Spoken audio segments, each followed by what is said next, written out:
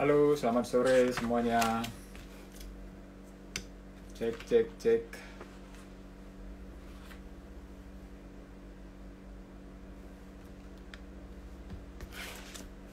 Hari angin bergabung.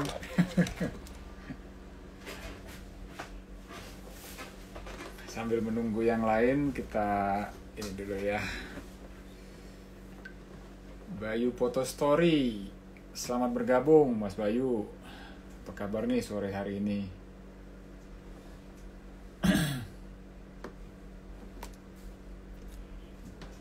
Oh, ada ini.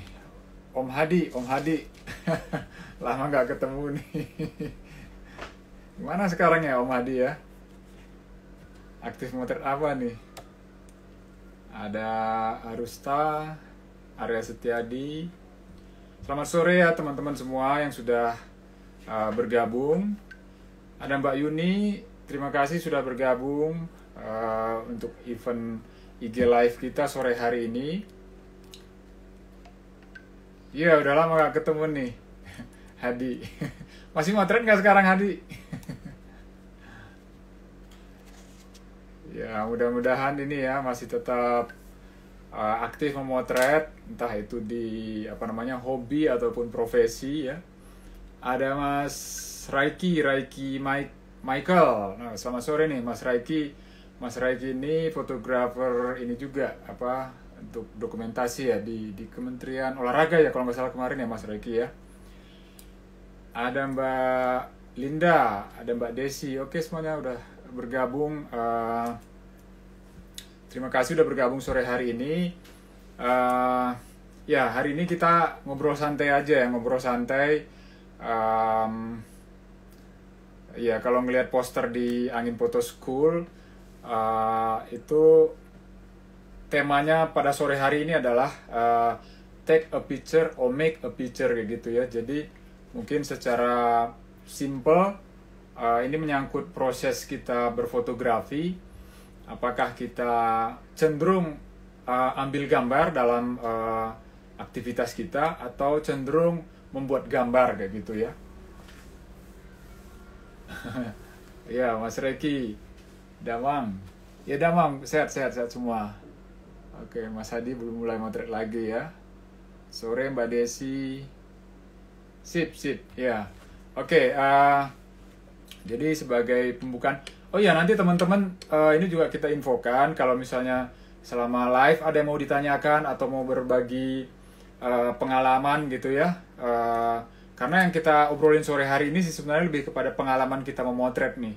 Kalau teman-teman udah memotret sekian lama ya pasti mengalami apakah dalam memotret saya lebih proses take a picture atau make a picture kayak gitu ya. Tadi saya berpikir juga nih soal tema ini kayak gitu kan. Tapi kalau dipikir-pikir semua gambar itu sebenarnya dibuat ya. Jadi kalau nggak dibuat mana mungkin gambar itu ada kayak gitu kan.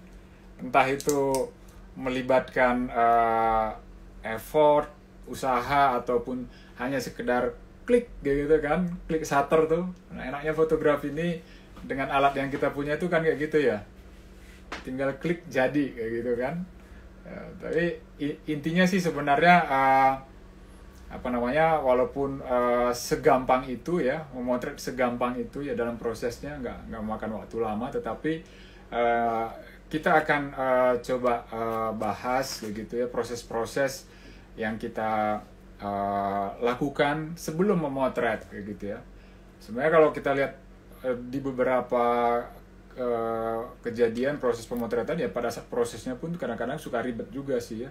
Tapi kalau di area misalnya di foto-foto komersial, kalau ada beberapa teman yang ada di sini biasa memotret komersial, ya tentunya akan merasakan juga bagaimana sebenarnya yang cukup panjang adalah proses persiapan kayak gitu ya, persiapan pemotretan di dalam foto komersial, mulai dari pembahasan tema, konsep, lalu juga persiapan alat-alat kayak gitu ya, itu semuanya makan waktu juga.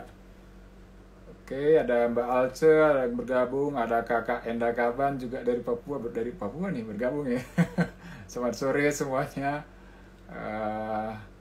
Oke, ya mungkin coba saya mulai dulu nih.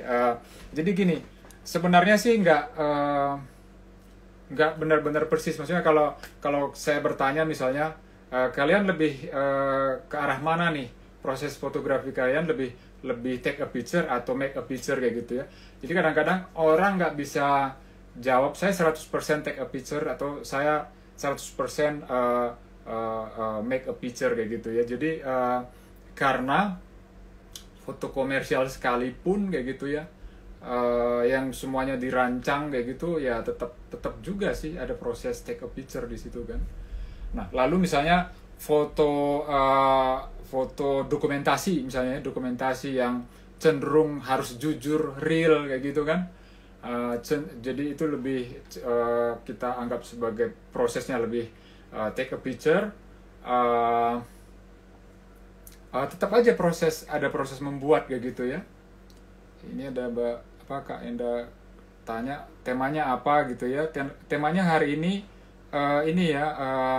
take a picture atau make a picture gitu dalam proses fotografi kita. Apakah kita cenderung ambil gambar? Ya artinya di sini sekedar ambil gambar.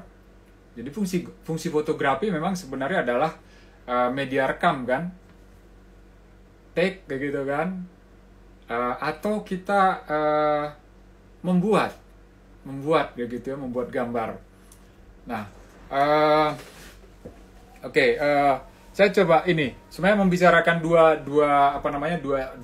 istilah ini nggak lengkap rasanya kalau kita tidak singgung sedikit soal sejarah fotografi gitu ya, dan juga tentang media fotografi ataupun nanti lebih ke karakter media kayak gitu. Kalau kita lihat fotografi ini sebenarnya ide tentang fotografi gitu ya, menggambar dengan cahaya itu sih sebenarnya mulai ada sih kalau saya baca literatur itu dari tahun sekitar 1000-an gitu ya. Itu justru ada di area tanah Arab begitu ya. Itu yang mungkin dalam ilustrasi suka diperlihatkan orang diam di tenda kayak gitu ya, terus tendanya bocor, ada lubang kecil, terus dia bisa proyeksikan gambar pemandangan ataupun ya tentunya gurun ya kalau di sana ya, itu terproyeksi ke layar di dalam tenda itu gitu. Itu kan persis seperti ini sih sebenarnya ya, prinsip kamera lubang jarum pada saat sekarang kayak gitu.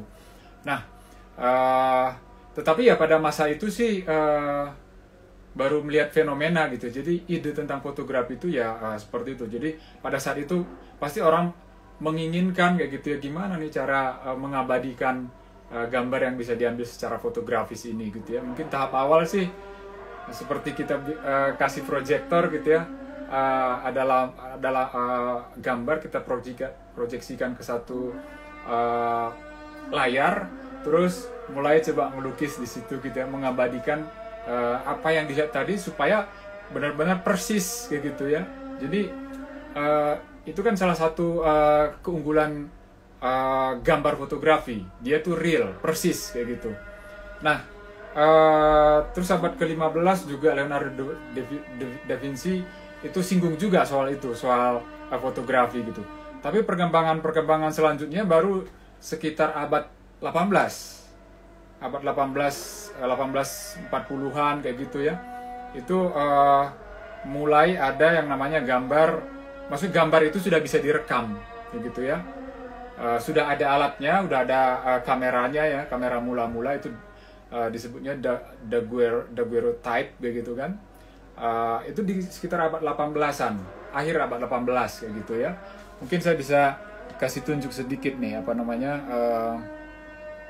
contoh-contoh gambarnya ya.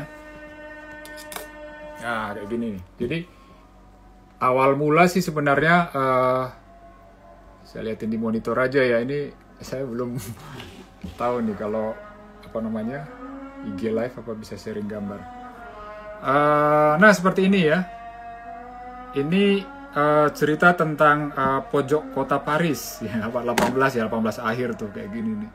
Jadi ya masih cenderung memotret objek-objek yang objek yang statis gitu ya. Ya beberapa sih udah mulai juga memotret portrait kayak gitu ya. Nah, ini ada beberapa portrait ya. Model-model seperti ini nih kalau awal-awal ya. Jadi cenderungnya itu memang memotret objek yang statis. Dan pada masa itu gambar sih sebenarnya belum bisa direproduksi gitu ya. Jadi kita ngerekam satu peristiwa atau satu objek, itu jadinya cuma satu kayak gitu ya. Jadinya cuma satu. Jadi langsung di plat yang direkam itu. Jadi belum ada yang namanya perbanyakan kayak gitu. Itu 18 akhir lah kayak gitu ya. Terus baru kemudian ada kamera Kodak ya. Nah, itu yang kamera pertama yang berisi roll film, berisi 100 frame begitu. Kita udah bisa foto-foto, kameranya kecil, kita foto-foto, terus kalau udah foto, ini kamera beserta filmnya itu harus dikirim lagi ke pabrik. Nah, nanti untuk dicuci di sana, cetak, lalu diisi film lagi sama dia. Jadi belum bisa ngisi sendiri gitu ya, belum bisa ngisi sendiri. Nah, begitu perkembangan selanjutnya kayak gitu ya. Ya tentunya dulu juga mungkin awal-awal orang belum semua bisa punya kamera, mungkin karena masih mahal kayak gitu ya. Nah, terus selanjutnya itu bagaimana dengan fotografi di Indonesia? Fotografi di Indonesia sebenarnya cukup cepat ya. Jadi kalau literasi yang saya baca itu 15 tahun sejak penemuan fotografi ya sudah bisa merekam di gambar itu, Indonesia sudah ada gitu ya. Jadi mungkin kalau pernah dengar istilah Kasian Cepas ya, dialah mungkin fotografer mula-mula kayak gitu ya, fotografer mula-mula di Indonesia yang ya mungkin diajarin oleh orang-orang Eropa, orang Belanda yang datang ke sini untuk melakukan pemotretan gitu. Tapi artinya apa? Sebagai sebuah media, fotografi ini boleh dibilang masih sangat muda kayak gitu ya, masih sangat muda. Ya berarti kalau sampai sekarang itu masih berusia 100 tahun lebih gitu dibandingkan misalnya media lain, misalnya kalau kita ngomongin nanti bergerak ke fotografi sebagai sebuah seni, media lain seperti lukis, patung, musik kayak gitu kan, itu kan umurnya udah ratusan tahun, ada yang ribuan tahun kayak gitu ya. Jadi ya sebagai sebuah media baru sih sebenarnya memang ini fotografi, kalau saya bilang sih ya masih mencari bentuk sampai sekarang. Bahkan teori-teori yang ada di fotografi pun, ataupun tinjauan-tinjauan kita mengenai karya foto kayak gitu ya, tinjauan-tinjauan kita mengenai karya foto itu banyak diadopsi dari bidang lain, misalnya seni rupa misalnya gitu kan, mungkin juga bidang-bidang ilmu lain kayak gitu ya, untuk meninjau sebuah karya foto. Nah, oke. Ini teman-teman silakan aja ya kalau ada yang mau berkomentar. Ini emang sore hari ini ngalor ngidul aja nih. Kalau ada yang mau berkomentar atau bertanya silakan aja nih. Mungkin ini kayaknya pertanyaan terbaik nanti akan ada giveaway atau voucher nih dari Mbak Angin Photo School kayak gitu ya. Ini sore hari ini memang ini saya jadi monolog ya. Karena nggak ada hostnya. Oke, ini saya sapa juga. Ini di mana nih? TikTok. Oh ya, TikTok. Untuk teman-teman TikTok Angin Photo School, hari ini kita ngobrol-ngobrol tentang ini ya, tentang proses dalam foto ya. Jadi keseharian kita dalam memotret itu ya sebenarnya intinya sih bagaimana kita berproses di fotografi ini supaya nanti apapun yang kita jalani gitu ya, kita percaya diri. Nah, itu yang penting tuh sebenarnya itu ya. Kita itu dalam berkarya itu ada rasa percaya kayak gitu kan, bahwa yang kita lakukan ini sebenarnya sudah di track yang benar kayak gitu ya. Oke, tadi saya cerita sampai ini ya, maksudnya sejarah fotografi, lalu bagaimana perkembangan selanjutnya kayak gitu ya. Sebenarnya kalau kita ngomongin soal perkembangan fotografi ini, teknologi sangat berpengaruh ya, teknologi fotografi terutama kamera kayak gitu ya, yang dari dulunya film, terus begitu ada loncatan ke teknologi digital kayak gitu kan. Lalu juga dari mekanik yang sampai sekarang tuh ada kamera mirrorless yang nggak ada mirror, jadi lebih kecil gitu ya. Ya, dan kemudian kamera ini juga akhirnya selalu dipikirkan gimana caranya supaya merekam gambar itu simple kayak gitu ya. Akhirnya itu muncul di handphone, terus juga muncul di banyak peralatan ya, misalnya ada misalnya kamera action kayak gitu kan, misalnya di mobil atau di mana, supaya kita bisa merekam setiap peristiwa kayak gitu, merekam setiap peristiwa. Nah, jadi fungsi awal fotografi itu merekam kayak gitu ya, karena imajinasi orang di awal penemuan juga sebenarnya bagaimana peristiwa gitu ya, objek, situasi itu bisa terekam secara real. Ya tentunya ini sebuah kerinduan, maksudnya sebuah pencapaian kayak gitu ya. Karena dulu untuk merekam sebuah tempat, sebuah peristiwa perang kah atau apakah, orang cuma bisa misalnya itu dilakukan oleh ya para seniman sih tentunya ya, oleh para penulis, pelukis kayak gitu ya, bahkan mungkin juga ya musik juga pasti ada ya, kalau kita lihat mungkin musik-musik tradisional. Saya ingat satu musik ya, jadi ini gimana seniman itu bisa lagu ya, bagaimana seniman itu bisa merekam kayak gitu, dia bisa menjadi saksi sejarah. Saya ingat satu lagu di daerah Karo ya, kebetulan saya dari daerah Karo ya, itu ada lagu Rekata Bedil. Rekata Bedil itu maksudnya, bedil itu senjata gitu ya, jadi suara senjata kayak gitu kan. Nah lagu itu rekaman peristiwa peperangan Belanda dengan masyarakat di sana gitu, bagaimana ternyata ya kalau seniman kan dia bisa melihat dari sisi yang beda gitu ya, ternyata bukan hanya kengerian peperangan itu, tetapi yang dia gambarkan misalnya bagaimana seorang misalnya bapak atau seorang kekasih berpisah misalnya gitu kan dengan keluarganya, itu yang dia gambarkan, itu yang menyentuh hatinya kayak gitu kan ya, karena pergi perang itu artinya belum tentu kembali besoknya kayak gitu kan, itu yang diangkat oleh seniman. Nah secara visual sebenarnya pelukis sudah melakukan itu kayak gitu, pelukis sudah melakukan itu, beberapa peristiwa perang.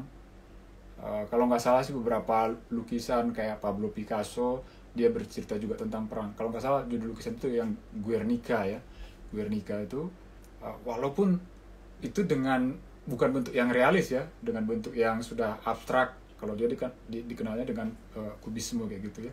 Tetapi beberapa juga misalnya ada yang mendokumentasikan wajah, misalnya wajah pejabat-pejabat, raja kayak gitu kan, dengan fotografi dengan lukisan yang sangat realis kayak gitu ya, seperti awalnya sih seperti itu ya. Nah makan waktu ya, pasti makan waktu melukis sebuah wajah itu makan waktu. Terus juga kalau kita lihat apa yang terkenal sekarang, portrait yang terkenal apa, Mona Lisa kayak gitu ya, kalau ngelihat sejarahnya itu mungkin dikerjakannya itu lama sekali kayak gitu. Jadi pada saat itu ada kerinduan, kalau ternyata ada media rekam yang bisa ngerekam secara real kayak gitu kan, terpresisi kayak gitu kan, nyata, wah itu tentunya suatu terobosan kayak gitu ya, suatu terobosan dalam proses mendokumentasikan kayak gitu. Apalagi berikutnya kan mungkin nggak hanya merekam tetapi juga aspek lighting dan lain-lain, jadi visual yang menarik juga bisa dihasilkan kayak gitu. Nah itu awal-awal ya, fungsi awal tuh. Jadi begitu ketemu fotografi ini sih sebenarnya ada euforia juga sih. Jadi banyak portrait yang dihasilkan kayak gitu ya. Bahkan mungkin beberapa peristiwa, inspirasi mungkin dari cerita-cerita perang ataupun buku-buku yang ada selama ini kayak gitu kan. Buku-buku cerita, bahkan mungkin dari kitab suci itu bisa reka ulang, dibuat kayak gitu kan. Nah di situ udah mulai tuh ada kata dibuat kayak gitu kan. Jadi fungsi fotografi itu akhirnya berkembang kayak gitu ya. Oke. Sip. Ini kebayang juga nih kalau saya ngobrol terus nih selama 1 jam. Teman-teman kalau ada yang mau nanggapi silakan ya. Ada Mbak Nia, selamat sore. Ada APF Jabar juga bergabung ya. APF ini Asosiasi Profesi Fotografi Indonesia Jabar. Jadi teman-teman yang misalnya berprofesi sebagai fotografi, silakan nih info tentang APFI. Apa manfaat bergabung di organisasi profesi ini gitu ya. Ada Mbak Lulu ya kemarin. Nah ini Mbak Lulu nih. Kan 2 hari yang lalu kita hunting ke Baksil ya. Baksil. Saya sih sebenarnya hunting itu sebenarnya memang benar, itu adalah sesi sesi ya seperti sesi kita berlatih ya, merekam, membaca gitu ya. Jadi di fotografi ini juga pasti selalu kita dahului dengan membaca kayak gitu kan, merekam sih ya, merekam kayak gitu kan. Objek, peristiwa, waktu ya, waktu pagi dengan sore itu kita bisa bedakan dalam foto, itu juga sudah bagus kayak gitu ya.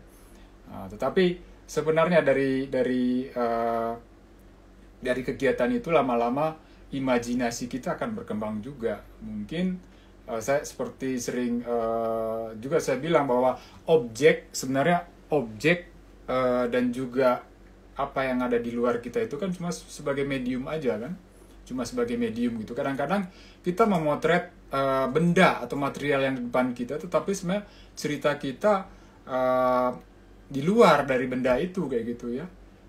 Saya misalnya sering motret daun kayak gitu ya, motret daun, tetapi mungkin bukan daunnya yang mau saya ceritakan kayak gitu, tetapi bisa jadi saya itu cara saya merespon bagaimana saya mengagumi soal kehidupan kayak gitu ya. Saya merayakan bagaimana indahnya kayak gitu ya, bagaimana indahnya kehidupan kayak gitu ya. Bahkan untuk konsep itu ya nggak hanya daun yang seger, daun yang kering, daun yang jatuh, daun yang rapuh, semuanya saya fotoin kayak gitu ya. Itulah bagian dari pengamatan kayak gitu.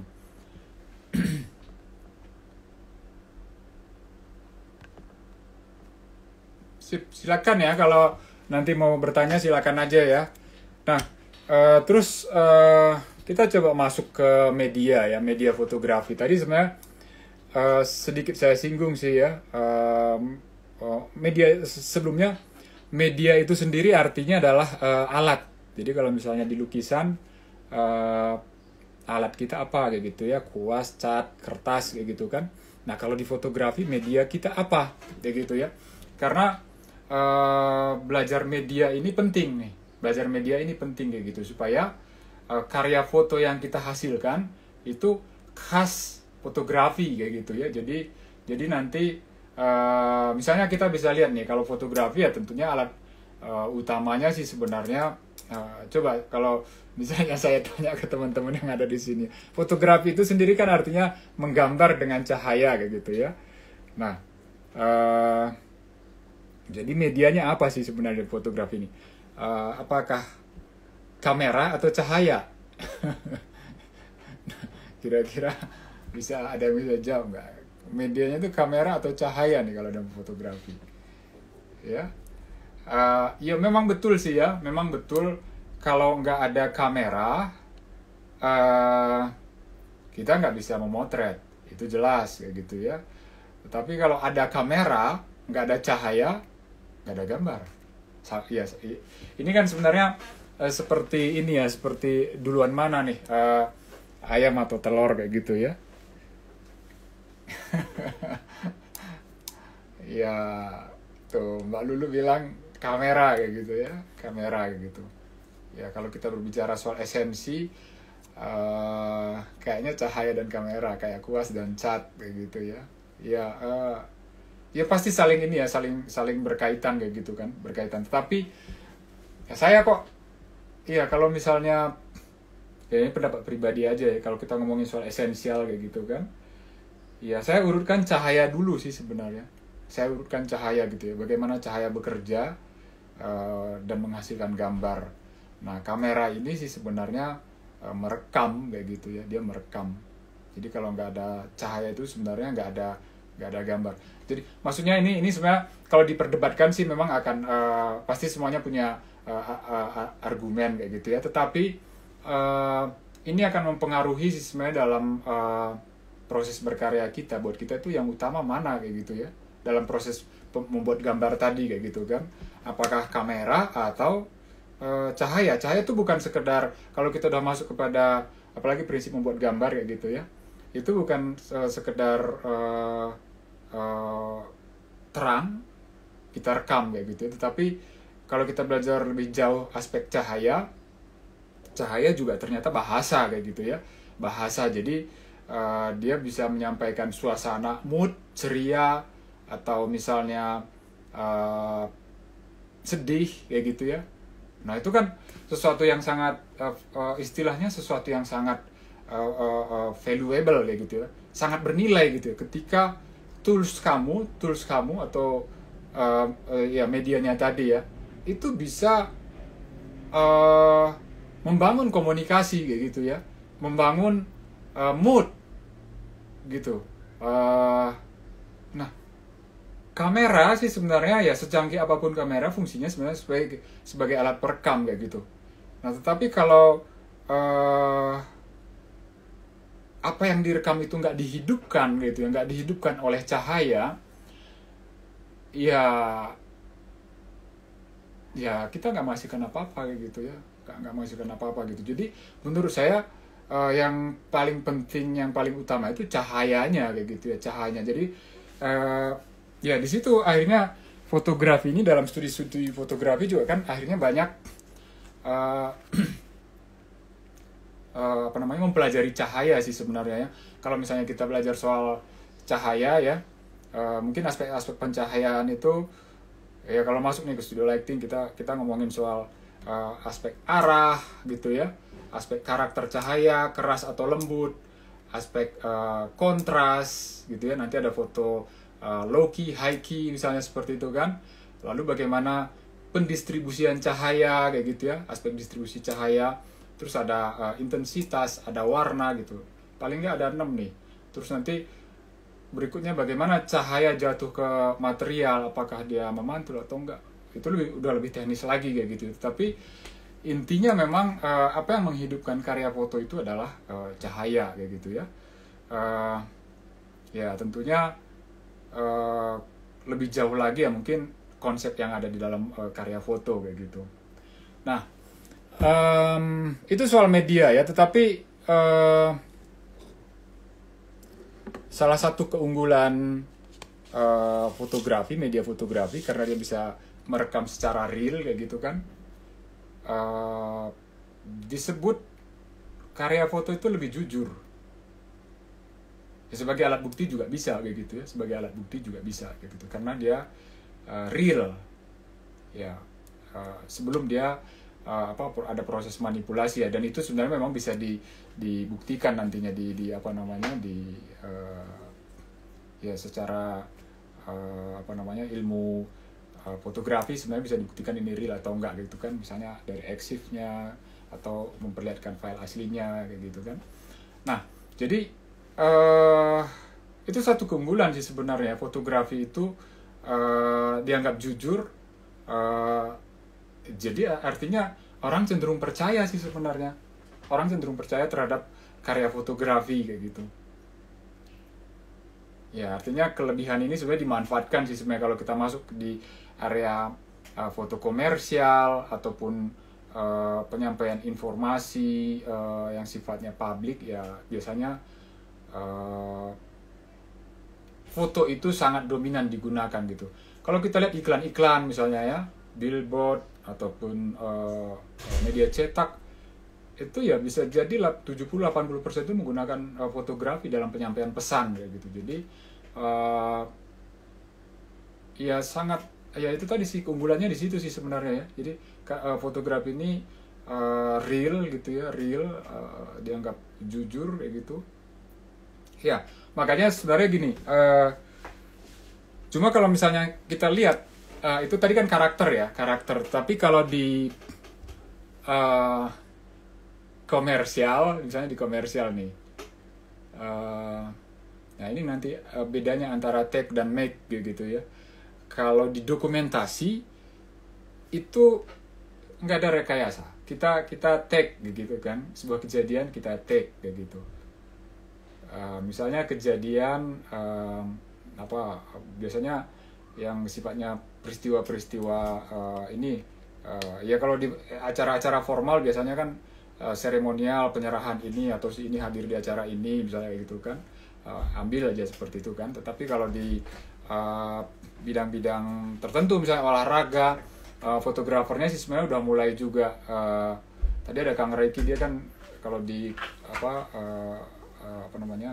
pemuda dan olahraga itu kan pasti banyak memotret event-event seperti itu ya. Jadi nggak sekedar formal aja, ini kesebelasan ini kesebelasan, tapi udah mulai berpikir momen-momen puncak apa yang terjadi yang membuat nanti orang lain akan tertarik gitu ya melihat foto ini kayak gitu kan. Jadi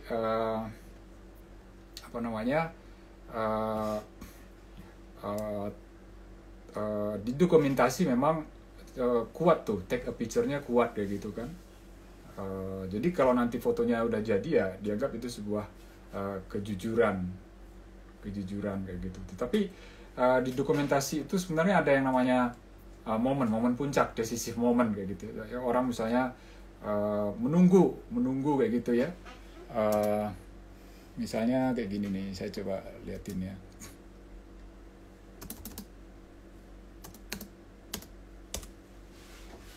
Jadi apa yang pencapaian ya, misalnya orang-orang di dokumentasi itu cenderung mencapai apa kayak gitu ya. Sebentar ya, tadi udah saya siapin di ini.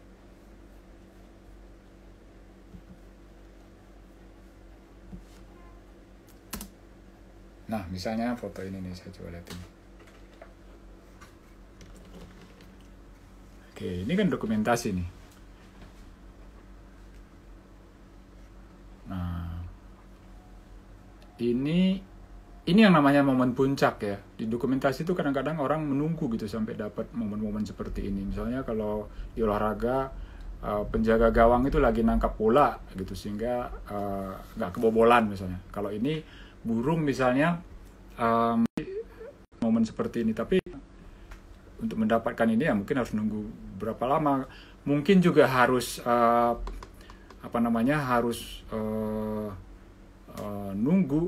nunggu tapi juga kayak gitu. Tapi kalau sehari-hari sih ya kita nggak selalu melihat begitu. Bahkan mungkin mata normal nggak lihat seperti ini sih sebenarnya ya. Kita kalau ngeliat burung tuh nggak seperfect ini kayak gitu kan, sayapnya berkembang kayak gitu, enggak. Jadi kita cuma mungkin lihat sekilas gitu ya. Jadi ini juga salah satu saya bilang keunggulan fotografi, membukukan momen itu sehingga kita punya pengalaman melihat yang kaya gitu, membuat kita takjub kayak gitu. Nah ini nggak gampang. Saya bukan spesialis wildlife fotografi gitu, tapi di bidang pekerjaan saya memang saya pengen coba gitu ya semua genre. Ini waktu itu saya motret di daerah Baksil ya, Mbak Lulu ya, di Baksil ya, Baksil yang kemarin kelihatan datar gitu, tapi ternyata bisa juga dapat momen seperti ini nih. Tapi kalau udah berulang-ulang mengamati sesuatu yang ada di sana kayak gitu kan, itu real. Nah tapi sekarang kita coba lihat foto ini nih. Jadi dengan segala keribetannya yang tadi saya liatin ini ini masuk kategori take a picture nih. Take a picture. Makanya saya di pendahuluan saya sebutkan juga take a picture itu sebenarnya nggak gampang kayak gitu ya. Kalau memang kita mau memenuhi kualitas foto yang bagus, kriteria yang bagus, foto yang memang juga bisa memberikan selain informasi tapi pengayaan pengalaman melihat bagi audiens kita kayak gitu. Nah sekarang kita lihat foto yang ini. Nah ini sangat natural kan? Ada anak kecil lari-lari bawa layang-layang kayak gitu ya. Mereka berjejer bertiga, terus terpisah, nggak ada yang numpuk. Layangan pas di belakang kepala anak kecil, yang paling pendek ada di tengah. Ini momen yang sangat perfect. Gitu ya. Jadi saya terhadap foto-foto seperti ini, ya itu tadi kadang-kadang jadi curiga kayak gitu ya. Maksudnya curiga itu kemungkinan besar kayak gitu, tapi ya nanti bisa dikonfirmasi sih ya. Ya karena saya ngeliat foto-foto sejenis juga banyak kan, sekarang banyak kayak HI yang direkayasa kayak gitu ya. Ini foto settingan kayak gitu ya. Ini foto settingan. Nah ini sebenarnya foto yang digunakan oleh Astra tahun 2020 untuk annual report-nya. Ini saya tertarik juga sih sebenarnya kadang-kadang ngelihat perkembangan bagaimana audiens memakai karya foto gitu ya. Misalnya audiens perorangan atau corporate ya kok. Ini sebenarnya untuk sebuah corporate ini sebuah terobosan juga ketika ada keberanian gitu ya memakai foto-foto seperti ini nih. Karena saya ada pengalaman sih sebenarnya, ada pengalaman tahun 2005 saya juga motret untuk annual report-nya Astra ya, Astra Internasional. Jadi saya pengen lihat sih cara pandang corporate itu terhadap komunikasi gambar ya melalui foto ya. Karena dari dulu annual report itu selalu menggunakan fotografi kayak gitu kan. Kalau 2005 dulu sih sebenarnya lebih menggunakan simbol-simbol misalnya tentang kerja tim, masih pakai pegawainya kayak gitu kan. Terus misalnya mereka mau ceritakan value respect satu sama yang lain, itu juga gambar-gambar pegawainya, banyak pegawainya kayak gitu. Jadi masih berhubungan dengan identitas yang di sana gitu. Nah, kalau ini apa yang diambil dari foto ini kayak gitu ya? Value apa yang diambil? Kalau misalnya kita lihat kayak gitu ya, mungkin saja kalau ada orang berpikir, kalau nggak bisa berpikir lebih terbuka kayak gitu ya, ini Astra sekelas Astra perusahaan internasional kayak gitu kan, kok pakai gambar yang misalnya seragamnya nggak diperhitungkan, ya kelihatan suasana kampung sekali kayak gitu kan. Bisa berpikir seperti itu, tetapi ya itulah kekuatan gambar ya. Kita mesti lihat lebih jauh sih sebenarnya kalau ngelihat foto ini, nilainya yang diambil. Nilainya apa? Misalnya mungkin perusahaan ini peduli sama masa depan kayak gitu ya, masa depan. Dan masa depan ini dilihatkan dengan keceriaan anak-anak kayak gitu. Ya. Ini suatu terobosan, keberanian juga sih sebenarnya ya, untuk ya kalau semakin banyak perusahaan yang berani memakai foto-foto seperti ini kayak gitu ya, ya tentunya teman-teman fotografer juga akan happy nih, terutama yang sering hunting gitu ya, siapa tahu untuk stok fotonya kepake di banyak perusahaan kayak gitu. Nah, jadi ini foto kesannya real, natural life, tapi dibuat. Ya, dan itu memang dalam komersial nggak apa-apa sih. Komersial itu selalu mengambil value-value yang kira-kira diiniin sama umum kayak gitu ya,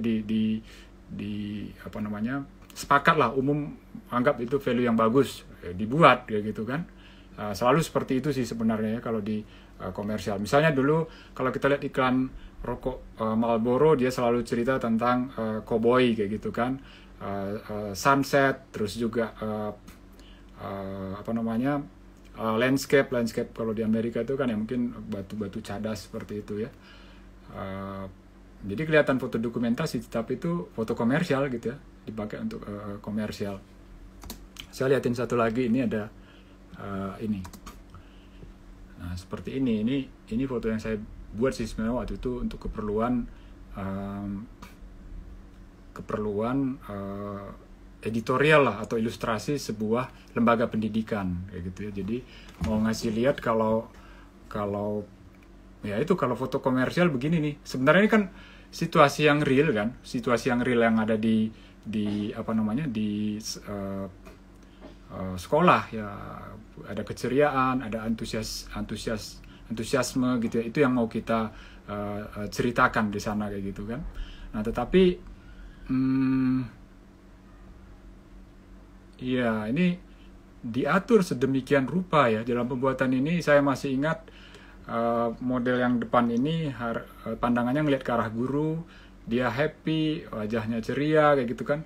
Yang di belakang itu ada interaksi, terus dari awal juga udah dirancang nih modelnya harus ada yang bule, ada yang orang lokal gitu ya, karena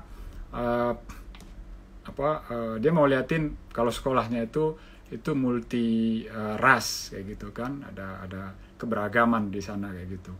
Nah, jadi inilah contoh-contoh gambar yang dibuat. Jadi gambar yang dibuat itu nggak mesti selalu aneh kayak gitu ya, nggak mesti selalu nggak mesti selalu berbeda kayak gitu ya. Tetapi bisa jadi untuk membuat sesuatu yang kelihatan sangat natural itu dibutuhkan persiapan dan juga usaha yang lumayan pada awalnya kayak gitu. Jadi sebenarnya kalau misalnya lebih jauh membuat gambar ini kita masukkan ke kriteria kalau di seni sih ya pasti setuju ya, itu memang membuat ya gitu ya.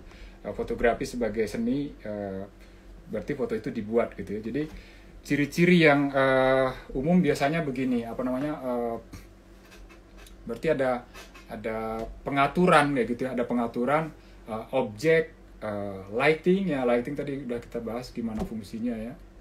Jadi kalau saya ditanya alat fotografi itu apa ya, yang paling utama ya saya tetap berpendapat itu adalah cahaya kayak gitu ya. Jadi objek, lighting, komposisi ya, paling nggak 3 itu dulu gitu ya. Jadi kalau udah mulai ada pengaturan yang seperti itu ya, itulah salah satu ciri dari gambar itu dibuat kayak gitu. Nah kalau di foto dokumentasi tadi komposisi diperhitungkan, pasti orang yang sering memotret dokumentasi pasti memperhitungkan soal komposisi. Nah tetapi objek dan satu lagi tadi apa ya, objek dan lighting itu belum tentu loh di foto dokumentasi itu bisa diarahkan kayak gitu ya. Kecuali memang ada persiapan untuk itu ya, kadang-kadang bisa kayak gitu ya. Mungkin yang paling sederhana kalau di acara-acara seremonial ya, lightingnya kalau misalnya kurang cahaya dia pakai flash kayak gitu ya. Tapi tujuannya juga hanya untuk membuat terang, mereplace saja cahaya ambient light dengan flash kayak gitu. Jadi sebenarnya pencapaiannya nanti kalau di foto dokumentasi lebih kepada momen sih sebenarnya ya, lebih kepada momen. Kalau di make a picture itu lebih kepada pesan apa yang mau disampaikan lewat foto ini kayak gitu ya, pesan apa yang mau disampaikan lewat foto ini. Apakah salah satunya lebih berharga dari yang lain? Ya seperti yang saya bilang tadi ya, karena kalau kita ngelihat ke masalah penghargaan terhadap foto, banyak nilai-nilai yang memang mempengaruhi sih sebenarnya. Banyak nilai-nilai yang mempengaruhi. Kadang-kadang foto itu biasa saja kayak gitu ya, tetapi ada nilai sejarah. Nah nilai sejarah ini yang kadang-kadang nggak didapatkan di foto-foto yang memang sengaja dirancang dengan memperhatikan semua aspek komunikasi kayak gitu ya, juga psikologi orang supaya foto ini menarik kayak gitu ya. Tapi ada satu nilai yang nggak ada di sana gitu. Jadi kalau soal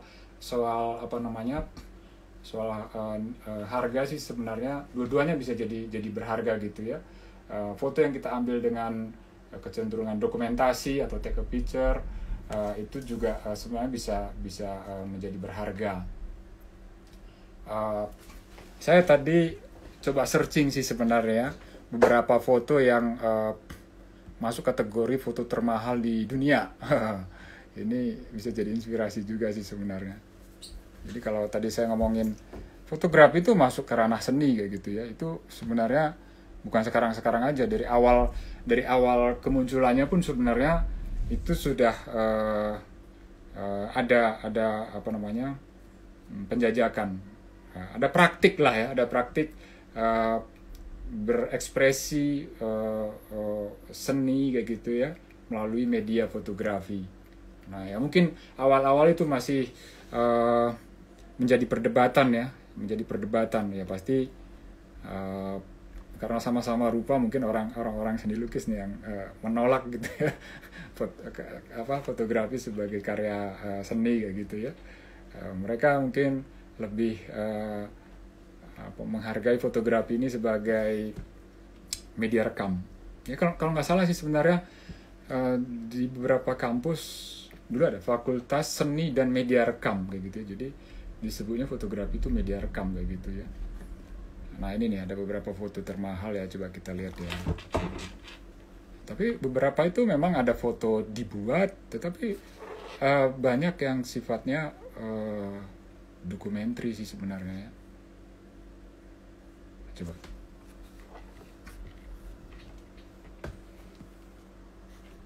Nah ini nih, ini objeknya landscape. Manipulasi lah ya, manipulasi jadi BW atau seperti apa nih. Bentar ya. Nah, ada lagi foto yang seperti ini. Ini tadi saya lihatin ke anak saya.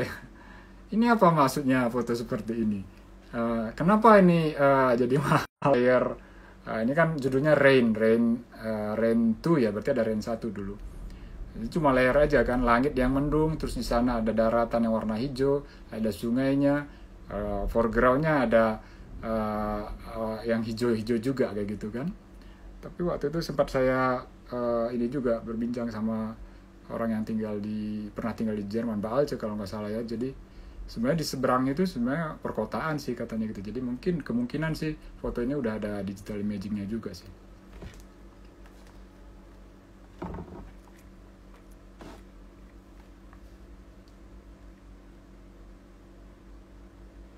Oke, ini ada beberapa pertanyaan juga ya dari benar itu gimana ya? Nah ini tadi ya memang hal-hal seperti ini namanya teknis. Tadi kita mikirin white balance kayak gitu ya. Terus ternyata dengan fotografi kita bisa blurrin, atur ruang tajam kayak gitu ya. Jadi mungkin, nah sebentar nih sambil ini ya jawab yang di TikTok dulu. Jadi white balance itu sebenarnya kan tujuannya untuk mendapatkan keseimbangan warna putih. Jadi kalau kita mau ke arah putih itu harus dapatnya putih kayak gitu kan. Jadi kalau misalnya itu sebenarnya harus didahului dengan pengetahuan gitu ya. Kita motret dengan cahaya apa dan color temperaturnya itu berapa gitu. Seperti di ruangan ini saya pakai warna kuning, saya agak kuning nih, agak kekuningan kan. Nah sebenarnya ini kalau pengaturan secara manual ya di kamera ada ya. Kalau di HP karena di auto nggak bisa benar-benar kita iniin jadi ini ya, kita nggak bisa benerin sampai jadi putih kayak gitu. Kalau di kamera sebenarnya bisa tuh, misalnya ini saya pakai lampu kuning pijar tungsten, saya pakai misalnya 3000 Kelvin, jadi nanti saya akan jadi putih ya. Belakang saya itu yang ada jendela kayak gitu, karena dari sana sumber cahayanya bukan tungsten, itu matahari, itu jadi biru kayak gitu. Nah, tapi kalau pengen sama ya berarti harus disamakan, berarti saya juga harus kena cahaya putih gitu. Jadi pengaturan pertama itu objeknya warnanya normal kayak gitu, warnanya normal. Oke, ini gimana Taufik DM alamat kamu ke IG biar dikirim gift. Oh iya, ini yang tadi nanya ya. Oh iya, ini karena udah nanya, ini Taufik nanti kamu coba lihat ke IG-nya Angin ya. DM alamat kamu nanti biar kita kasih gift yang udah bertanya. Oke ya. Nah, saya lanjut sedikit lagi nih soal foto-foto ini tadi ya. Jadi ini sebenarnya kalau kita amati gitu ya, beberapa foto ini pasti ada yang tour connection. Coba. Sifatnya itu eksperimen media dan visual kayak gitu ya. Ini salah satu karyanya Cindy Sherman sih sebenarnya. Cindy Sherman, dia sampai sekarang, orangnya masih hidup nih, orang Amerika, sampai sekarang tuh masih konsisten di self portrait. Nah, kalau awal-awal dulu memang masih motret dia langsung seperti ini, masih real gitu ya, cuma warnanya aja yang dirubah. Dan juga tadi kalau kita ngomongin media, misalnya di sini muncul noise, ya itu kan karakter media fotografi kan, kalau kita pakai ISO tinggi noise kayak gitu ya. Tetapi karakter itu kalau kita tahu kelebihannya, itu bisa kita manfaatkan untuk hasil foto kita gitu ya. Jadi jangan takut juga kayak gitu ya, karena sebenarnya begini, kalau kita belajar fotografi secara menyeluruh, secara komprehensif kayak gitu ya, artinya fundamentalnya kita kuasai, itu membuat kita bebas sih sebenarnya ya. Jadi nggak ada ketakutan dalam motret. Tapi kadang-kadang ketika kita belajarnya secara terpisah, sepotong-sepotong kayak gitu kan, ya mungkin apa yang berlaku di bidang itu aja yang benar-benar kita kuasai. Misalnya kalau dari awal misalnya kita foto produk nih, foto food, ya tentunya di situ nggak ada istilah motret boleh pakai ISO 3200 kayak gitu kan. Ya pastinya dibilang motret itu harus di ISO 100 gitu. Ya karena untuk food, untuk kualitas, detail kayak gitu kan. Tapi kalau untuk makanya di angin itu ada beberapa juga sih kadang-kadang yang belajar foto, terutama memang sebelumnya udah melakukan praktik fotografi. Misalnya ada yang motret dokumentasi, wedding kayak gitu ya, ada yang motret makanan. Jadi ketika misalnya belajar soal triangle exposure, di situ kita justru fokus pertama kita gimana caranya supaya foto itu nggak goyang, nggak shaking kayak gitu kan. Jadi speed harus misalnya minimum 125 kayak gitu ya, atau satu perpanjang focal length. Nah kadang-kadang dengan cahaya yang nggak terlalu terang, itu ISO harus 6400, nggak berani loh. Mereka nggak berani kayak gitu kan. Sampai 800 saja kadang-kadang nggak berani. Padahal logikanya udah jelas. Kalau kurang cahaya naikin ISO kayak gitu kan. Kenapa saya bilang takut noise? Ya noise itu ya konsekuensi, itu memang media fotografi. Justru kita kerjakan aja gitu kan. Kita praktekkan aja supaya kita tahu juga. Oh ternyata media fotografi itu seperti ini. Kalau misalnya ISO tinggi noise kayak gitu. Jadi kadang-kadang begini. Ada yang nggak berani pakai ISO tinggi karena katanya itu bikin gambar jelek, bikin noise. Tapi noise itu seperti apapun, dia belum pernah ngalamin kayak gitu kan. Jadi sebenarnya belajar fotografi ini, terutama eksplorasi media ya, semuanya itu harus kita kerjakan sih. White balance kita kerjakan, exposure kita kerjakan. Kalau misalnya kita ngomongin lensa itu ada distorsi dan lain, itu kita kerjakan. Jadi di tahap awal ini sih bukan masalah benar atau enggak, tetapi bagaimana kita bisa mengenal gitu ya, mengenal media fotografi ini secara menyeluruh. Oke, jadi di sini tadi beberapa tuh ada juga nih foto dokumentasi ya, kalau saya lihat seperti ini ya. Nah ini foto dokumentasi yang sifatnya take a picture tadi ya. Ini pun masuk ke dalam jajaran foto termahal. Karena ada nilai selain nilai sejarah tadi ya, sebenarnya di sini mungkin ada nilai-nilai lain kayak nilai kemanusiaan seperti itu, tentang tentara perang Afghanistan yang sedang beristirahat. Nah ini katanya beristirahat, tapi kalau saya baca di ini lain bukan beristirahat, mereka itu luka kayak gitu ya, korban perang luka. Kalau kita lihat di sini pun sebenarnya banyak yang terluka tuh, pose istirahat masa kayak gitu ya. Jadi hal-hal seperti itu ya yang membuat foto itu menjadi bernilai kayak gitu. Nah ini tadi yang Sungai Rain itu, Anders Gursky itu kan kalau kita lihat dia punya konsistensi dalam visual kayak gitu ya, kayak detail-detail kecil, layer-layer gitu. Ini dia motret kayak di supermarket kayak gitu tuh. Jadi ya sering saya bilang juga kalau menilai sebuah karya itu memang paling nggak ada 3 ya, senimannya gitu ya, kreatornya, terus proses yang dia lakukan, eksperimentasinya kayak gitu ya. Ini juga Anders Gursky gitu, memang dia kayak gitu tuh, detail-detail kecil kayak gitu. Lalu temanya gitu ya, ini Cindy Sherman, ini mungkin nanti teman-teman bisa lihat nih, Cindy Sherman ya, masih ada kok, Instagramnya masih ada. Kalau sekarang dia bertransformasi memakai digital imaging, jadi tetap memotret wajah dia ya, cuma dia sekarang udah lumayan berumur. Jadi dia kalau ngeliat fotonya nggak ada foto bagus di situ, nggak ada foto cantik kayak gitu ya, tapi justru itu yang dianggap sebagai foto-foto yang bernilai.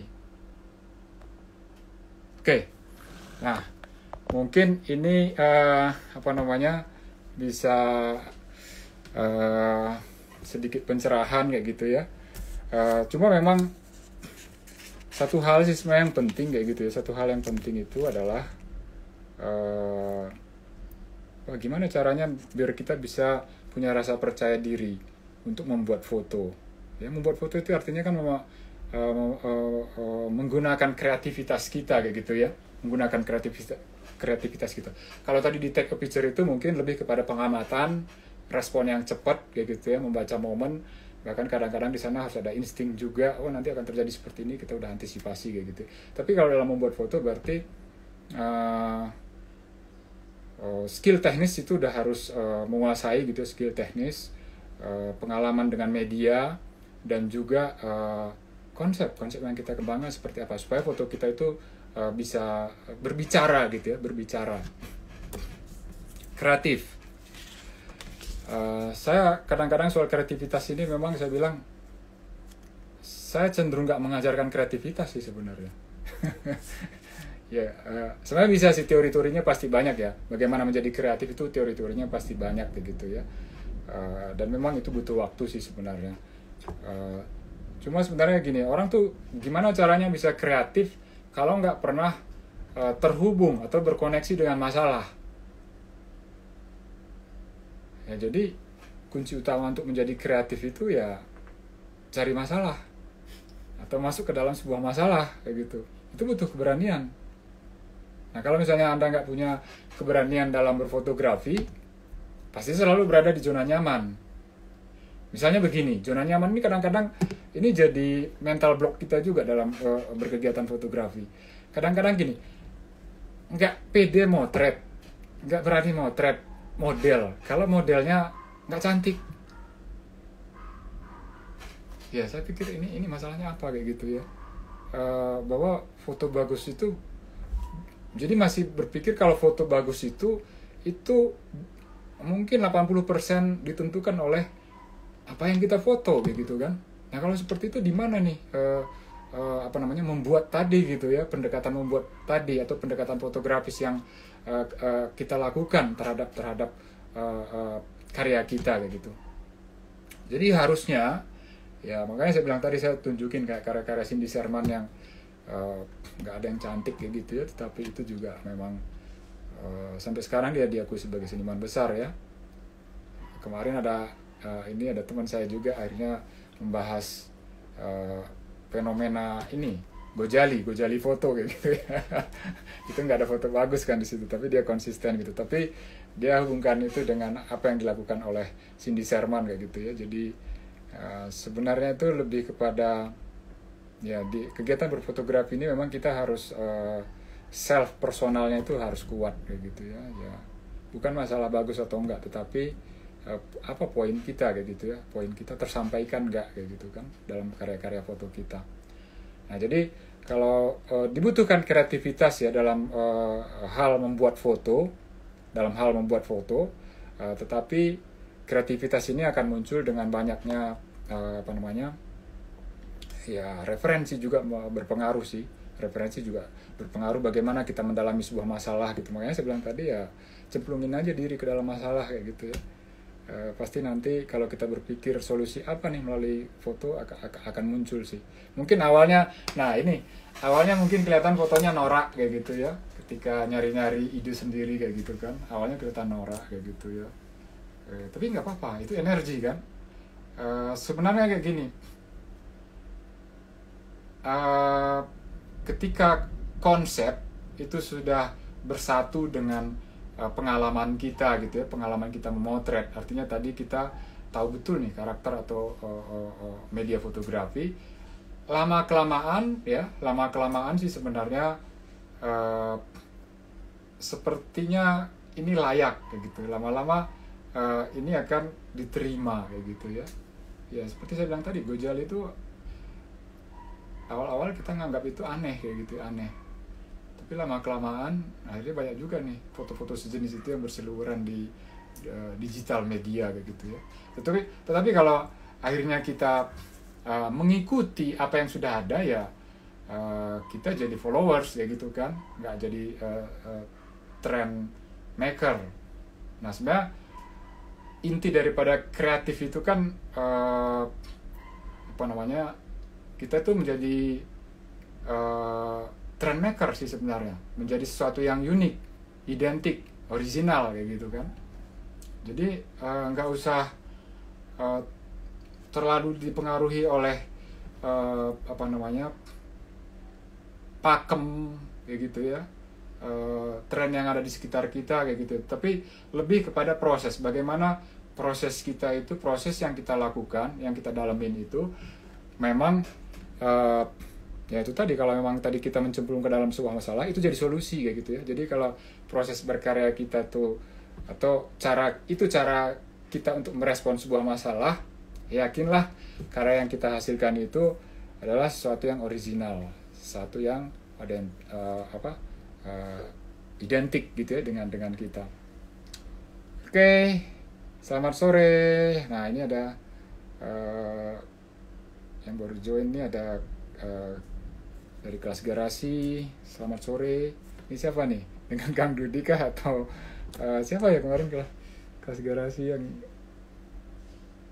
drone juga? Saya ketemu waktu uji kom. Sering-sering lihat. Ya. Ya. Jadi sore ini kita kita bicara, ngobrol-ngobrol santai tentang tentang pendekatan dalam memotret, take a picture atau make a picture gitu. Jadi pada akhirnya sih sebenarnya kalau kita memang sudah menggeluti fotografi ini secara menyeluruh, ya kita akan selalu bilang kayak gitu ya, saya membuat gambar. Ya. Walaupun itu misalnya dalam tugas kita mendokumentasi, ataupun misalnya dalam hal misalnya foto-foto yang memang kita buat untuk campaign komersial gitu ya, pada akhirnya kita selalu bilang, saya fotografer, saya membuat gambar kayak gitu ya. Ya karena esensinya memang di situ sih,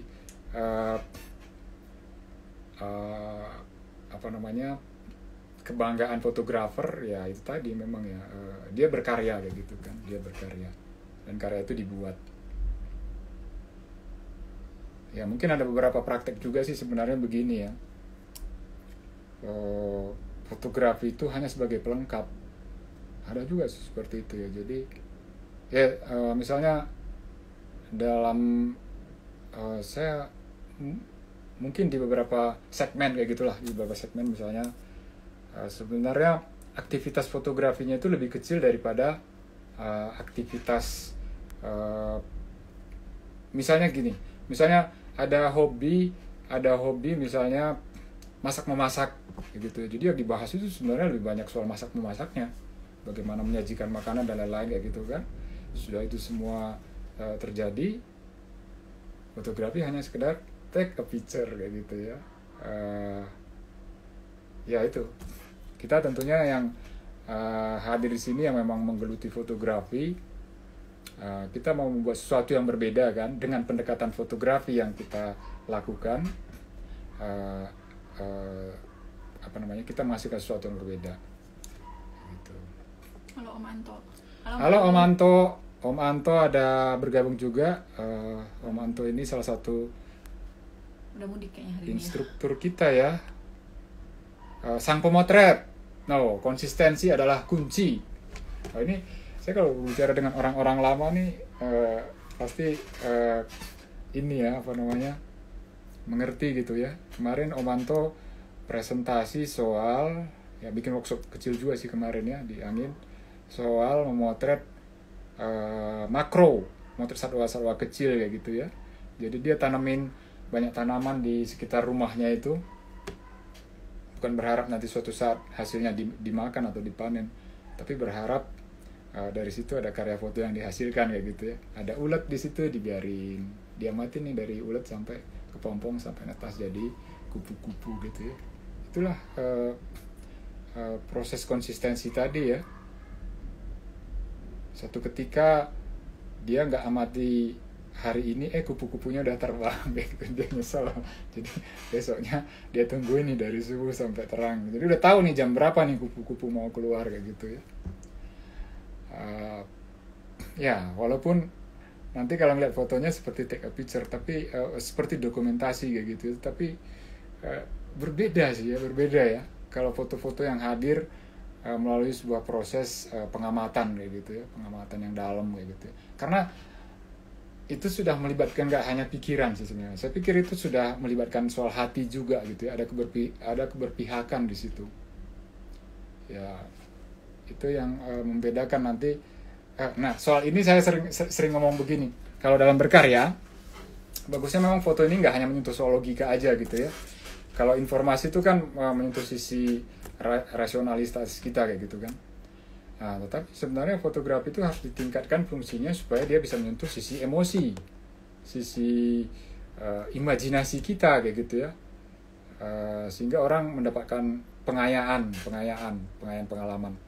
Nah masalahnya kayak gini, kalau dalam pemotretan aja kita nggak menggunakan perasaan, nggak ada keberpihakan kayak gitu ya, nggak ada pendalaman, gimana karya kita itu bisa dipahami sebagai sebuah karya yang dalam,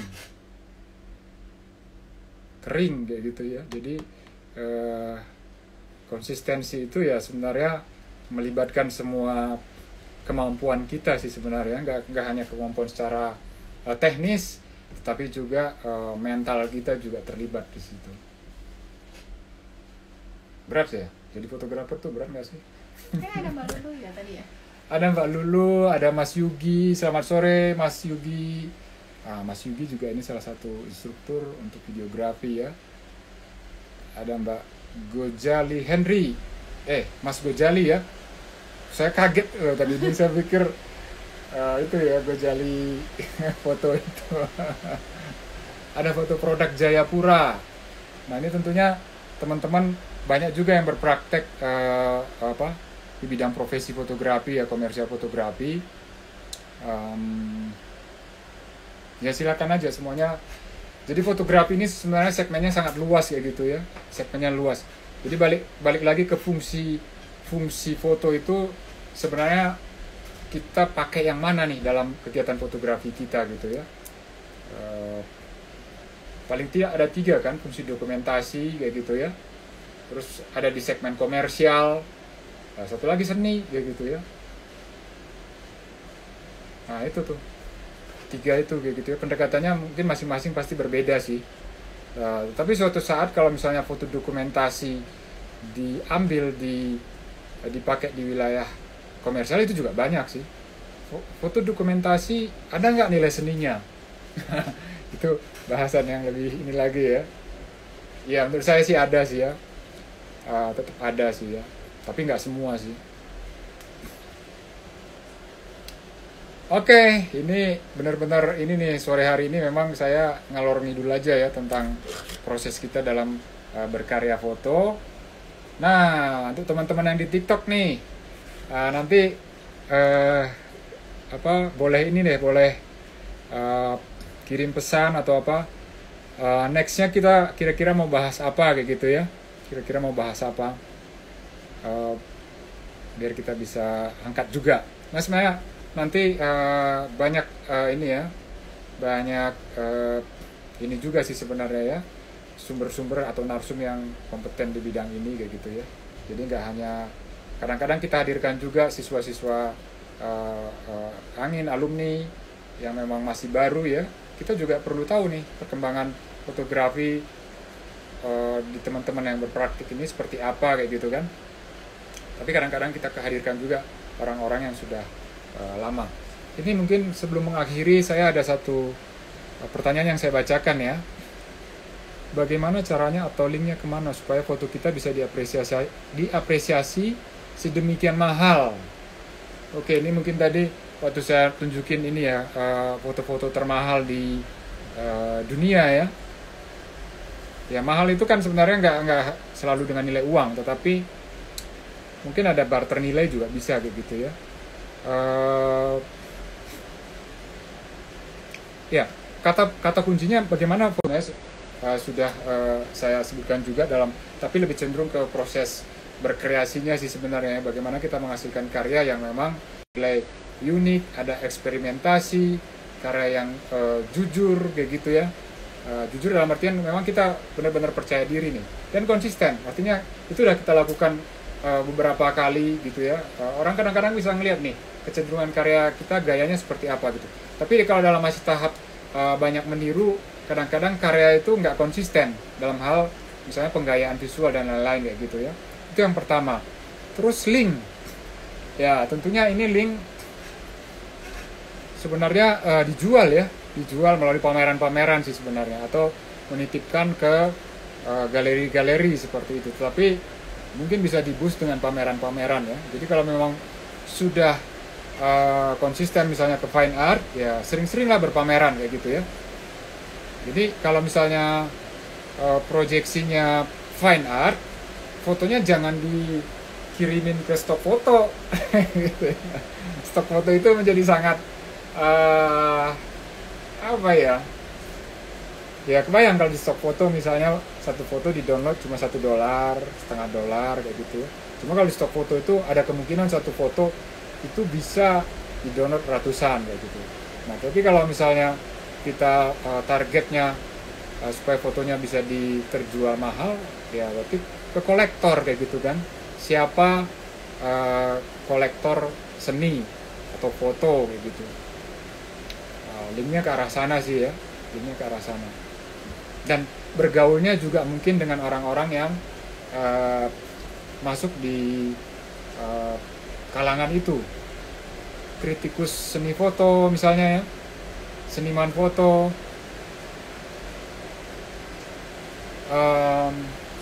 Saya ada satu kenal dulu fotografer tapi sudah almarhum, Pak Niko ya, Niko Darmajunggen tuh. Dia suka memotret detail-detail kayak gitu kan. Iya, detail-detail di foto, jadi foto hitam putih itu memang jadi kolektor item sih sebenarnya. Atau beberapa dulu foto-foto dia seperti foto-foto daun kayak gitu ya. Jadi kalau memang ada eksperimentasi sih sebenarnya orang mengamati proses itu. Di situ kita konsisten atau enggak kayak gitu kan. Mungkin saya satu lagi nih sebagai akhir ya, saya mau tunjukin satu eksperimen saya gitu ya, ataupun keterikatan saya dengan satu subjek. Nah itu juga kadang-kadang pengaruh sih. Kalau ini kerjaan komersial. Kalau kerjaan komersial itu gimana yang pesan aja sih sebenarnya. Nah ini nih yang tadi saya cerita soal daun ya. Saya memotret daun itu banyak versi gitu. Jadi saya mau bereksperimen secara warna, itu berarti visual ya. Di situ ada elemen visual, tekstur gitu ya.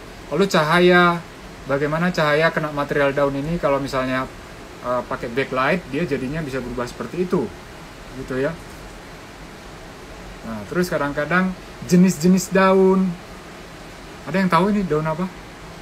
Bukan daun ganja ya.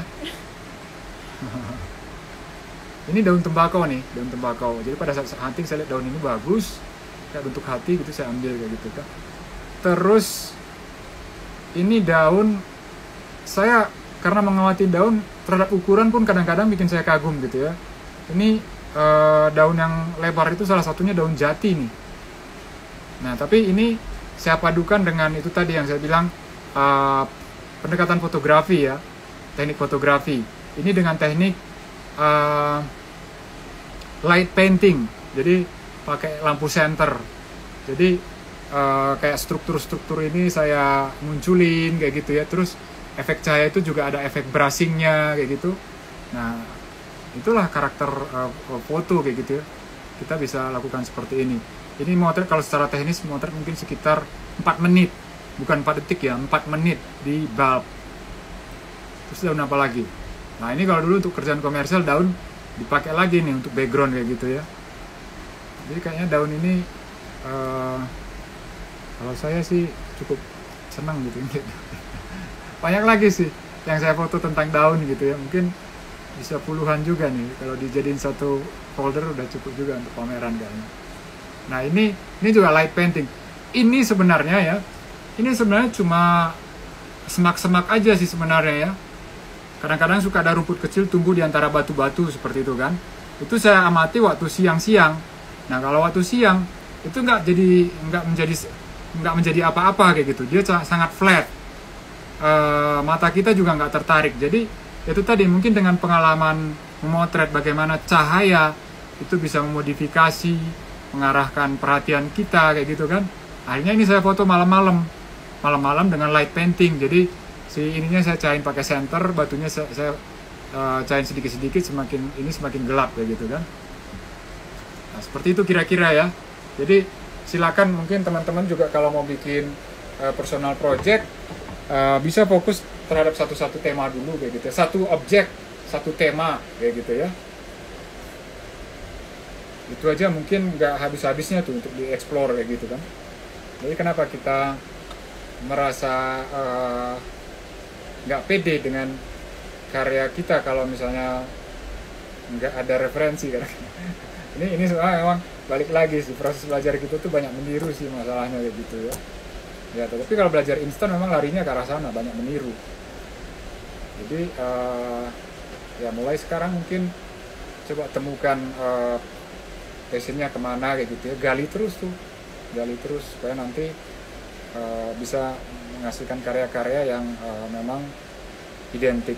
Saya bilang foto-foto daun saya tadi sih sebenarnya jauh daripada bagus kayak gitu ya, tapi ya saya menikmati, motor itu saya menikmati, memakai seluruh keterampilan saya gitu ya, mental saya, hati saya kayak gitu. Jadi dulu ada yang bilang gini, itu Pak pria ya tuh ngomong tuh, foto-fotonya Pak Ari itu sebenarnya nggak bagus, maksudnya bukan nggak cantik katanya, tapi nggak bosen kita ngelihat dari, ya dia kenal saya kan 10-15 tahun lalu kayak gitu kan, ada beberapa foto yang 15 tahun yang lalu dia lihat, tapi sampai sekarang kok kayak masih hidup kayak gitu kan.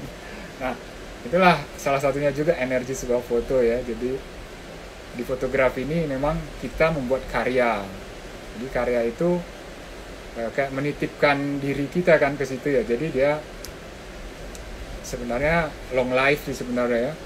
Kalau ngelihat beberapa karya foto tadi, orangnya sudah nggak ada tapi karyanya masih tetap hidup begitu. Mungkin sebagai penutup ya, poin ini penting karena di fotografi ini kita nggak bekerja menggunakan energi kita, begitu selesai nggak ada hasil.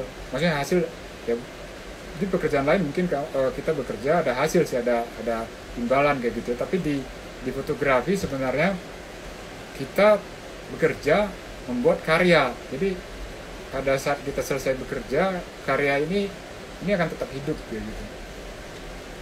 Oke teman-teman semua, ya kita ketemu lagi ini setiap hari Jumat sih sebenarnya ya. Kita ketemu ini setiap hari Jumat jam 3. Jadi nanti lihat aja ke tema-tema kita berikutnya apa aja. Nah, kenapa? Sekali lagi saya ucapkan terima kasih untuk teman-teman yang masih bertahan sampai terakhir ini masih ada 10 orang kayak gitu. Atau teman-teman kira-kira bisa ketikkan nggak yang masih bertahan ini ke depannya, kira-kira mau bahas tema apa nih? Kedepannya kita mau bahas tema apa nih? Yang kira-kira sesuai dengan kebutuhan boleh, atau apa yang pengen diketahui kayak gitu ya. Ada apa?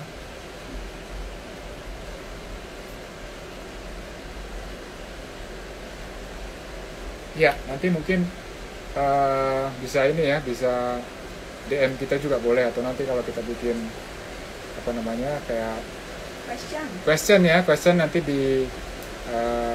direspon aja kedepannya kita mau bikin tema apa. Yang di TikTok jangan lupa follow Angin Photo School di Oke, yang di Instagram. TikTok jangan lupa ini ya, follow kita juga di Instagram Angin Photo School, Angin Photo School _BDG. Ya mungkin kalau info-info terkini memang lebih banyak di IG sih ya. Kalau di TikTok biasanya sifatnya cuma real aja, tetapi event-event dan lain-lain memang kita banyak update-nya di IG ya, IG Angin Photo School _BDG. Sip, terima kasih semua teman-teman, selamat beristirahat. Yang mudik. Selamat kalau yang mudik hati-hati di jalan ya. Ini juga Bandung mulai hujan lagi nih, pasti macet nih gitu ya. Oke, terima kasih ya semuanya. Terima kasih, selamat sore, sampai ketemu lagi.